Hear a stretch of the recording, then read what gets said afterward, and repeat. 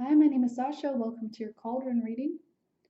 Let's see what messages we have for today. You can always check the juice box below the video for all juicy.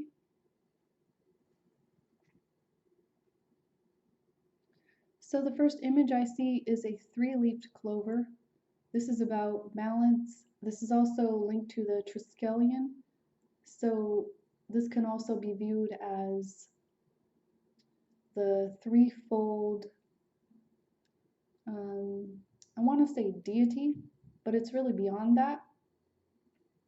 This is Ometeot, as well as the Triskelion. So this is Trinitarian duality. But this is a favorable time of new growth and new learning, especially as you learn how to transcend duality.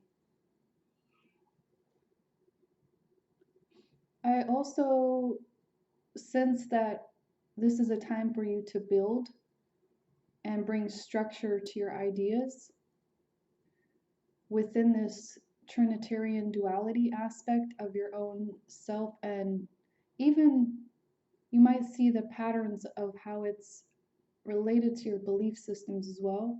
This is a time to begin your own foundation. I'm seeing also a bee. So this could be about community. This is the sweetness of life as well, and reaping your own harvest. So this is a very blessed time. It's also about bringing your dreams forward and taking action on your dreams. For some of you, you may also be awakening to new subtle vibrations and even light codes within yourself.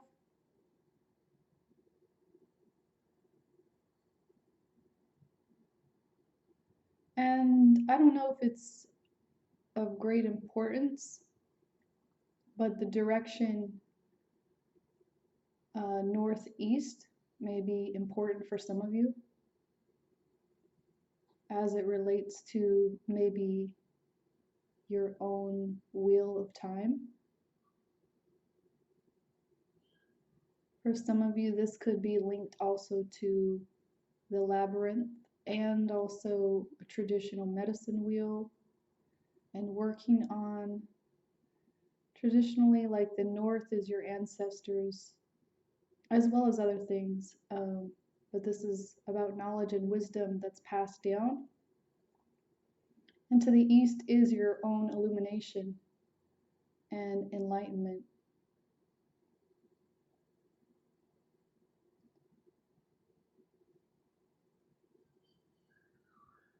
I'm also seeing the full moon. For some of you, this is a very important time to plant your seeds now, especially in regard to your dreams, so that by the culmination of the full moon, you will begin to see that action and that harvest taking place.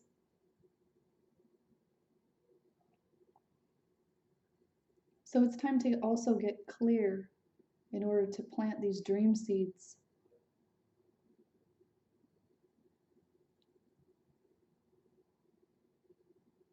And also I'm seeing a boat or a ship, but it's not actually just the view of the boat on the water. It's actually from the perspective of sitting in the front of the boat, looking out over the sea, feeling the waves, feeling the sensation of the water and even the moon above you. So this is charting your own course and also going with the movement of like maybe the planets. We do have a couple eclipses coming up, and these are very important times right now. There's a lot of endings of cycles happening and brand new beginnings as well, especially in the times that we're in. And also many things are unfolding for especially the divine feminine power to rise right now. And we all have a divine feminine and masculine energy within us. So this is a very important time to allow yourself to lead and to follow your dreams, your intuition, and the natural rhythms that are occurring in your life. I'm also seeing a red diamond. Actually, I'm seeing several red diamonds. This has to do with maybe pulling yourself up out of this energy that could be depleting you. This could be over anxiousness, even the tendency to worry. So I'm hearing a need to diminish your fears and to really look deeply at what's causing this anxiety. And anxiety is just a general term. This can be anything that is making you a little bit unclear about moving forward. This could be also a blockage in your third eye or your pineal gland. Also, this is maybe a period where your strength is tested. And in order to pull yourself up out of this energy and uplift yourself, you need to look with your inner vision and see the clear picture about what's really unfolding for you. And this, again, is about just having that courage.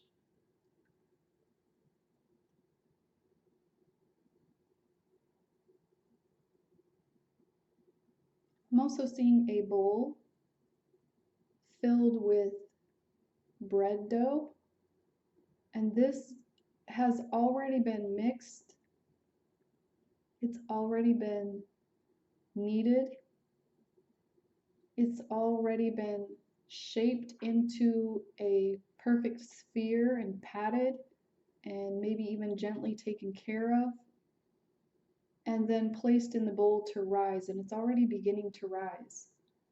So this is a very positive omen about what you're creating and working on. And to continue your work, continue your passion, and continue feeding your dreams. Again, bringing them to fruition, even by this next full moon, but also in the moons to come.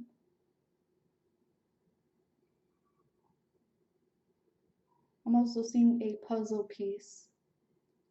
So for some of you, this could represent that you're experiencing synchronicities and things are beginning to fall into place. The more that you trust yourself and your intuition and follow the signs and omens that you're given, this will lead you in the correct direction. So I feel called to stop your cauldron reading here. For today, I chose a Mayan card, and these two cards wanted to come out together. They sort of flipped out of the deck at the same time. So here we have Pakal. This card relates to especially our ancestors. So this could be communication with even your deceased ancestors. For some of you, you can also book me for this. This could be bringing closure and healing to your ancestral karma. And also this is everything that you've been given up to this very point in your life. Everything that you've carried, especially through your genetic lineage. All of the patterns that have shaped you. This card denotes that even sometimes the things that we have inherited from our ancestors could also do us harm. So it's very important to be clear, especially when you're in communication with your ancestors, of their own intent. So not just taking their advice because they're dead, but really being so finely in tune with your own divine guidance that you could recognize messages from the unseen worlds and apply them to your life with discretion. And I'm also hearing the word providence. So being very discerning as you're applying the messages you receive. This can also be a time when you are receiving messages from your guides and allies, and if you're going through big changes, you can always ask for a review of your guidance team and request even a changing of the guard, so to speak, one that matches your highest potential outcome and your highest soul's path. So sometimes this takes a few days, but if you are very in tune with your inner guidance, you will feel that shift happen after you ask for this review. So that might be appropriate for some of you. Mostly this card is about discernment, knowing which ancestral traits are positive and to carry forward and that can assist you in your growth, and which ones are not so healthy and need to be released and given back to the great cycle of time. Pakal is also a time lord. So this can also be linked to the great calendar. This can be linked to like every 52,000 years of reincarnation across the entire planet and seeing the changes brought to assist humanity in their own evolution every 52,000 years.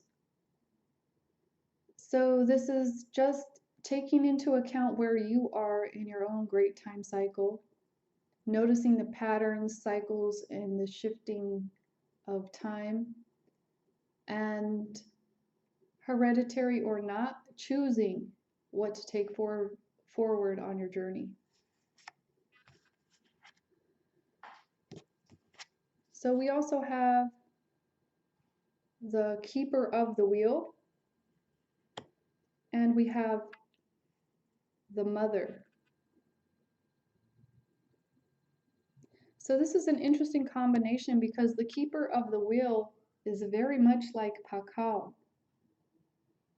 Again, denoting these cyclical time frames that you pass through, other timelines that you're connected to, your multidimensionality, being able to travel at will to other realms and dimensions, learning those skills necessary. If you want to further your development here, you can always book me as well to work with you. But if you want to take this journey a little deeper and discover maybe what your ancestors have to say about what is contributing, because sometimes you may be coming into a period of conflict, and what that conflict is all about is maybe something that comes from your ancestral karmic lineage. So maybe finding more to the story or getting in contact with them would be helpful, and maybe it wouldn't.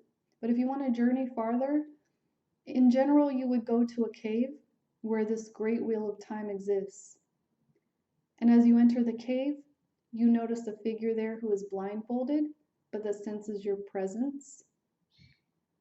And the guidance of this card is to approach and ask the questions that you desire the answers to, and allow yourself to be shown through the great wheel of time. So we also have the mother here.